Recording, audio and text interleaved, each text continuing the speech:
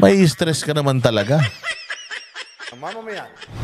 Tungkol naman sa peace rally na ikinasa ng Iglesia ni Cristo, suportado yan ng ilang mambabatas. Lahat naman po yan ay karapatan ng ating pong mga mamamayan na magkaroon po ng maayos na paghahayag ng kanilang damdamin. So, Oh yes, tayo. Imbestigahan nyo ANC. Imbestigahan mo ang ANC. Mr. Fernandez. Tayo na. Ang lungkot mo na, Fernandez, ha. Namimigay ka ng pera nung nakaraan sa Laguna. Parang sa'yo yung pera yun, ha. Tayo na, balita ko, kulelat ka daw sa sa Laguna.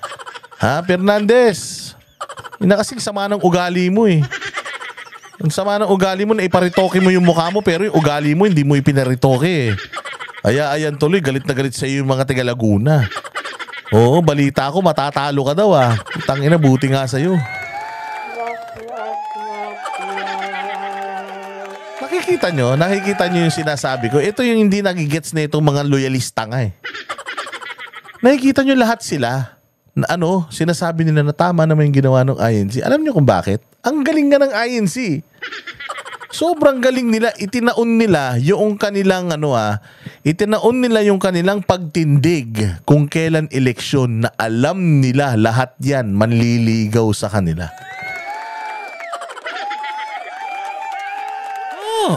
Imagine ninyo kung tumayo yung INC 2 years ago laban sa katiwalian, putay na, baka wala na rin yan.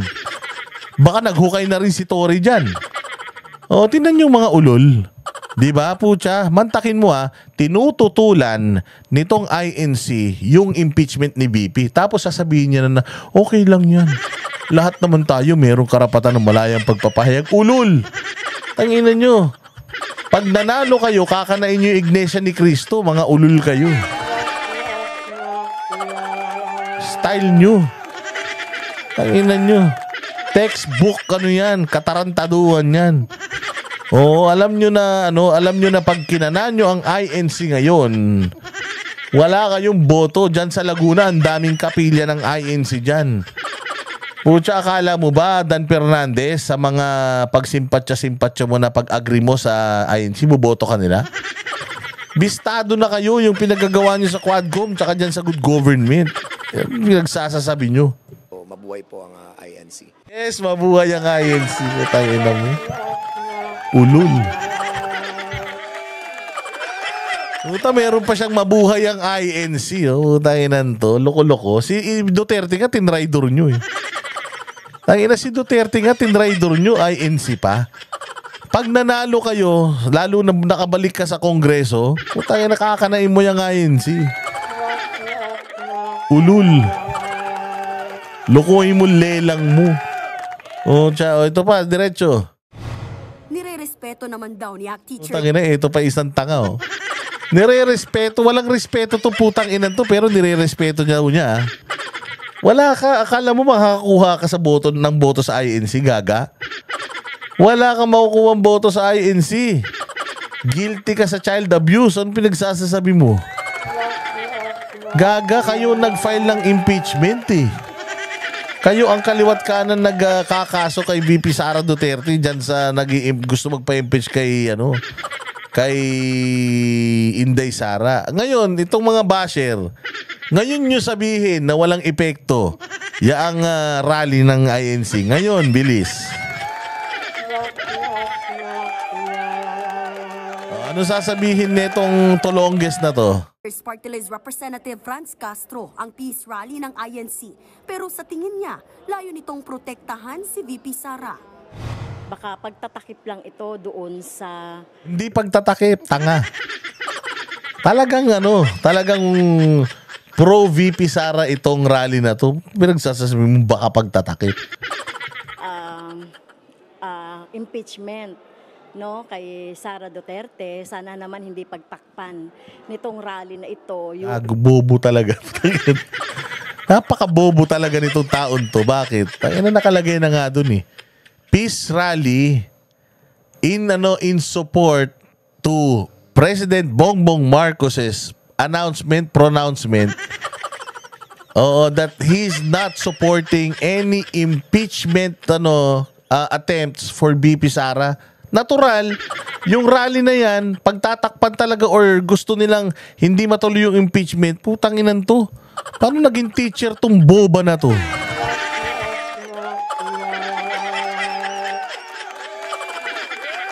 Diba? Ang linaw-linaw eh. Na yun ay anti-impeachment rally. Tapos sasabihin mo pagtatakpan yung impeachment. Natural. Yun nga ang gusto nilang mangyari, Franz Castro. Ano bang hindi mo maintindihan doon? Ayaw nila ng impeachment. Ayaw nila sa nilalakad yung impeachment. Oy Castro, super santa. Santahan ngayon. Kailangan ng boto eh. Hugas kamay muna pansamantala. Bistado ka na ating. Sabi ni Lian Orsini dyan sa Canada. Inaka Castro, mauubos din ang lahi yung mga komunista kayo. Buong impeachment na kung saan hinihingi ng bayan ang hustisya at ang katambal ng hustisya ay yung accountability ng sinumang opisyal, kahit na si Sara Duterte. Kasalukuyang Puta ina, inutil no. Bobo sa ropor talaga eh. Sa opisina pa rin, Secretary General Reginald Velasco ang 3 impeachment complaints laban kay Vice President Sara Duterte. Na-verify na raw ang mga ito pero hinihintay pa kung meron ngang ika-4 na reklamo at saka palang dadalhin ng mga ito sa opisina ng Speaker. Nagbabalita mula sa Frontline, Marian Enriquez. Bakit? Tinan mo, ang tagal-tagal nyo ng final. Ang tagal nyo ng final, walang ginagawa yung opisina ni Velasco. Anong ibig sabihin nun? Wala na yan.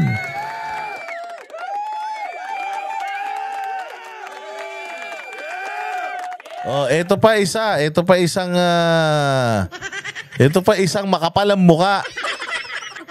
Oh, ito pa isang makapalang muka na sumama diyan sa peace rally. Sige, pasok. Doon sa kanilang kagustuhan na this is not the time for impeachment, sir. Ang tema ngayon ay kapayapaan at pagkakaisa, wala itong politika. Kaya ang aking Ba't ikaw lang nandyan? Ba't ikaw lang ayaw ng politika, ganon? Ikaw lang may gusto ng pagkakaisa mula sa ticket nyo, ang dami-dami nyo ron, 12 kayo. Wala ni isa nagpunta, ikaw lang.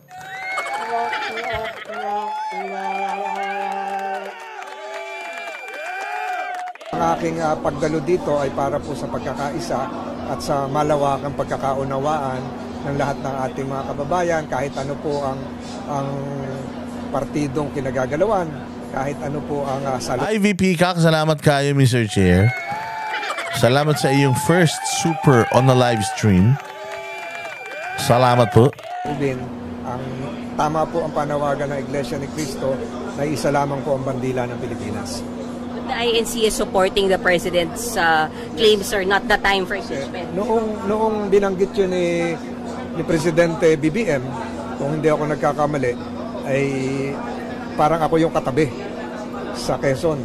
Kaya itong gawaing ito ay kung yun man ang magiging resulta, yung panawagan ng pagkakaisa, ay nagbuhat mismo sa Pangulo.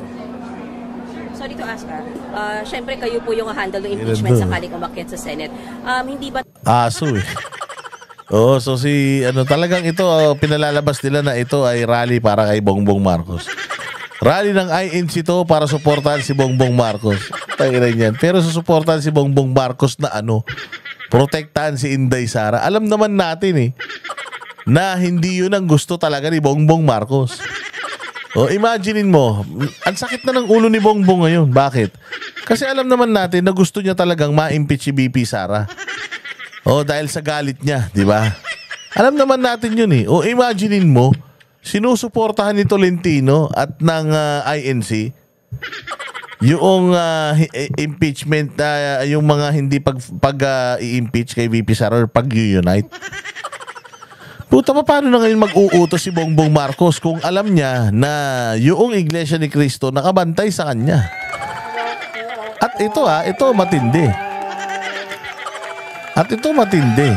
Nasa Congress pa yan si Marcoleta. Alam ni Marcoleta yan kung magbabagsak ng utos si Bongbong Marcos para impeach si BP Sara. So medyo Hindi sila makakatakas dyan. Meron pa rin mga nakatanim na mga matitinong tao at mga Duterte supporter na mga congressman na i-expose yung mga scam ninyo.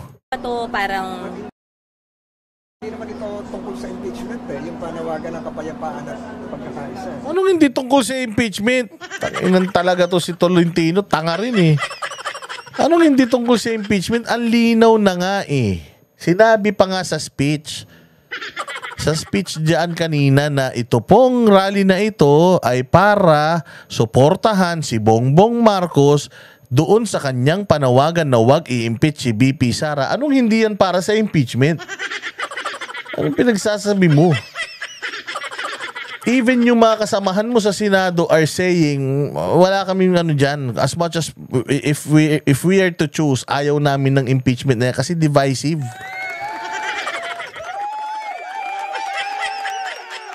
So isa to sa mga engot na naniniwala na yung rally ng INC na yan ay para kay suporta kay Bongbong Marcos sa lahat ng bagay. Hindi. Nagsasasabi nito. just to clarify, sir, so hindi nito pinapakita na kinikilingan nyo si VP Sara? Wala akong sinasabing ganon. Ang akin dito ay sinusuportahan yung kaganapan na sinusulong ngayon ang kapatiran ng Iglesia ni Cristo. Ito bobox talaga to eh. Ang sabi ni Bongbong, sabi mo nga katabi ka, ayaw niya ng impeachment because it's divisive. Sinusuportahan ng Iglesia ni Cristo yung statement na yun. Tapos sasabihin mo na hindi ito para sa hindi ito rally para pigilan ng impeachment ni VP Sara. Bagkus, rally ito para magkaisa. Ano yun? Rally para magkaisa. Pero hindi rally para sa impeachment ni VP Sara. Ano yun? Gulo-gulo nito ni Tolentino eh. Yan ang hirap kapag matalino ka naman pero hindi ka makapagsalita eh kasi disusi ka na eh, jukebox ka na eh.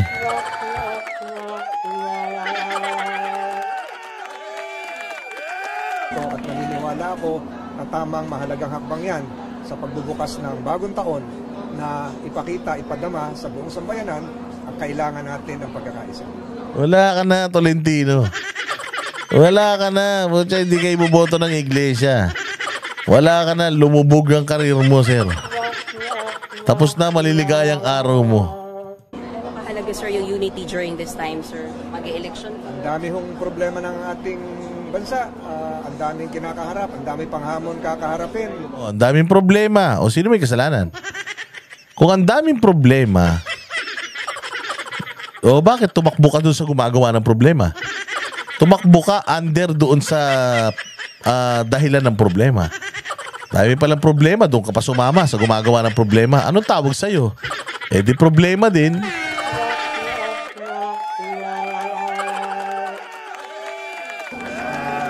Hindi lamang sa klima, kung hindi sa pananalapi, sa ekonomiya. So napakahalaga po nito. Kasama na rin po ang mga hamon na harapin natin sa foreign relations, sa West Philippine Sea, at sa iba pang mga aspeto ng ating... Tangin na, isipin mo kung anong gagawin natin dun sa Afghan refugees. Oh, kung anong gagawin natin sa 55,000 daw yung Afghan refugees na yun. Oh, ano, happy ka pa din. Support ka pa din kay Bongbong. Oh, tangin na, wala na tayong makain sa Pilipinas. Kumuha pa ng alagain. kinagagalawang lipunan. Okay na. Okay na. Sir, sorry to know your plans po. Umpisahan niyo, sir, yung dahil. May mga kausap lang ako na hindi ko alam kung hindi ko pa nakikita kasi milyon na ata yung crowd ngayon. Hindi ko alam kung saan nahanapin. Siguro makikita ko rin yung masusulyapan kung nasaan yung mga kausap ko. At nga muli, papasalamat tayo sa iglesia. Okay na. Papasalamat sa iglesia. Bakit na baka hindi ka naman imbitado dyan, nagpunta ka na lang bigla. Oo, walang yan.